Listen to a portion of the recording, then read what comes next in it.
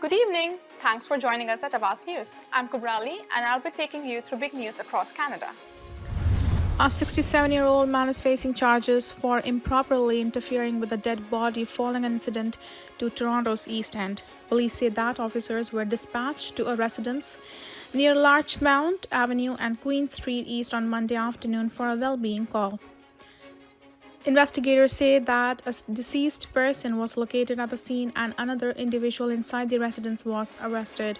Bobby Choi Yin Kwan, 67, of Toronto, has been charged with improper indecent interference with a dead body. He was scheduled to appear in court on Tuesday. Police say the cause of the death remains unclear and that a post-mortem examination will be conducted. Homicide detectives are aware of the ongoing investigations, police say. Residents can expect a police presence for the next few days, police said in an email to Awaz News. Toronto police are searching for a man after he allegedly committed an indecent act in the women's bathroom in Scarborough restaurant last month. Police say on April 20th, at around 6 p.m., a woman was using the washroom in the basement of a restaurant in the area of Kingston Road and Warden Avenue. They say when she exited the washroom stall, a man was standing in the doorway before he exposed himself and committed an indecent act. The victim reportedly shut the door to the stall and the man returned to the bar. She then told staff what happened, police said, and the man drove away in a black sedan. It was further reported that the same man was found in the women's bathroom multiple times before this incident, according to police. Police say he was last seen driving in the area of Kingston Road and Walwala Boulevard. The suspect is described as male about 30 years old with short, dark-colored hair and facial hair. He was last seen wearing a black Adidas track suit with white stripes and black shoes. Anyone with the information is asked to contact police at 416-828-4100 or Crime Stoppers anonymously. Former Prime Minister Jean Chrétien, who was noticeably absent from King Charles III's speech from the throne on Tuesday, is recovering from minor heart surgery after receiving a stent. Yesterday, former Prime Minister Jean Chrétien was admitted to the Ottawa Civic Hospital after feeling unwell. He has since been transferred to the Ottawa Heart Institute, where he received a stent, said Chrétien spokesperson Bruce Hartley. Mr. Chrétien is recovering well and is expected to return home very soon to pursue his normal activities, Hartley added. Prior to Tuesday, Chrétien was previously expected to attend the King's historic speech in Ottawa along with the other former Prime Ministers, Justin Trudeau, Stephen Harper, and Kim Campbell. The 91-year-old was most recently seen campaigning for the Liberals during this year's federal election. He also delivered a speech at the Liberal Leadership Convention back in March when Mark Carney won the party's top job and assumed the role as Prime Minister. Following Trudeau's resignation in January and before the Liberals turned around in the polls to win the election, Chrétien had spoken to Awaz News question period, saying it is a fundamental condition for the Liberals to come back to be the radical center. In 2007, at age 73, Chrétien underwent a quadruple bypass heart surgery one day after complaining about his chest pains to a heart specialist while golfing. Chrétien served as Canada's 20th Prime Minister from 1993 to 2003. Police are warning residents in Oshawa of growing number of copper thefts from air conditioning and heating pump units. Durham Regional Police say residential and commercial properties are being targeted in the downtown core and surrounding neighborhoods. Since the start of 2025, police said they have received 22 reports related to the theft of copper and wiring from these air conditioners. Police are asking anyone who sees any suspicious activity near these units to immediately call them. Hamilton police are investigating an armed robbery at a bank in the Waterdown area last week. In a release on Tuesday, police officers were called to an RBC bank at around 6 p.m. on Tuesday, May 22nd. They say a single suspect walked into the bank and told staff to turn over cash. The suspect carried a handgun during the robbery and fled prior to the police arrival, police said in the release. Police did not say if anything was stolen. They described the suspect as a man wearing a black face covering, gray Puma hoodie, black pants, and black Adidas shoes with white soles at the time of the attempted robbery.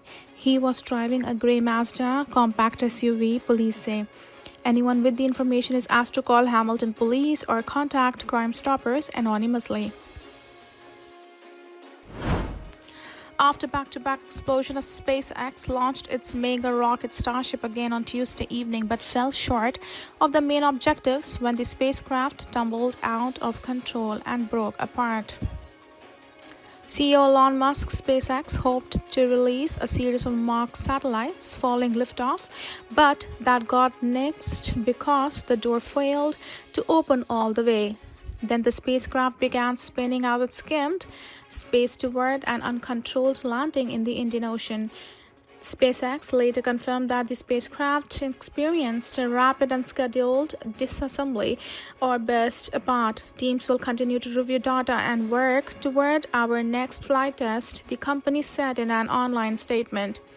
It was the first time one of the Musk starships intended for a Moon and Mars travel flew with a recycled booster. There were no plans to catch the booster with giant chopsticks back at the launch pad, unlike earlier tests. Contact with the booster was lost at one point and it slammed into the Gulf of Mexico in pieces as the spacecraft continued toward the Indian Ocean. Then the spacecraft went out of control, apparently due to fuel leaks. Communication ceased before the spacecraft came down, and SpaceX ended its webcast soon afterward. The previous two starships never made it past the Caribbean. The demos earlier this year ended just minutes after liftoff, raining wreckage into the ocean. No injuries or serious damage were reported, although airline travel was disrupted. The Federal Aviation Administration last week cleared Starship for another flight, expanding the hazard area and pushing the liftoff outside peak air travel times. Besides taking corrective action and making upgrades, SpaceX modified the latest spacecraft's thermal tiles and installed special catch fittings. The one was meant to sink in the Indian Ocean, but the company wanted to test the add-ons for capturing future versions back at the pad, just like the boosters. More than 8,000 Hudson's Bay employees will be out of work by June 1st as Canada's oldest company closes its doors following the completion of its liquidation sale. Hudson's Bay filed a motion on Monday stating that it will have terminated 8,347 employees, or 89% of its workforce, by June 1st, most of whom work in retail stores that are set to shutter on that day. The company added that an additional 899 employees will be let go around June 15. According to the motion, Hudson's Bay had 9,364 employees across its 96 stores, 4 distribution centers, and head office at the time it filed for creditor protection in March. In the motion, it stated that employees will be paid their accrued vacation pay as at their date of termination. However, the company does not expect any other termination of severance payments to be paid by the company upon termination. After June 15, the company anticipates 50 retail employees, 58 corporate employees, and 10 distribution centers employees will remain to assist with the final wind-up of the applicant's business. The company stated it is seeking the WEPPA Wage Earner Protection Program Act declaration to assist the terminated employees. It would allow workers to collect certain eligible wages, including termination and severance pay, salaries, commissions, and vacation. Unifor, the union representing Hudson's Bay workers, has been calling for the company to honor its legal severance obligations. Hudson's Bay workers held a rally Tuesday at Logistics Hub in Scarborough, as well as the store in Windsor to demand that the company put workers first as it moves through its liquidation process. The company is also pushing for the reform of the federal insolvency law, including raising the cap on VEPA. Unifor has said the cap is far below negotiated Syrians' entitlements and is inadequate to meet workers' needs as they face termination.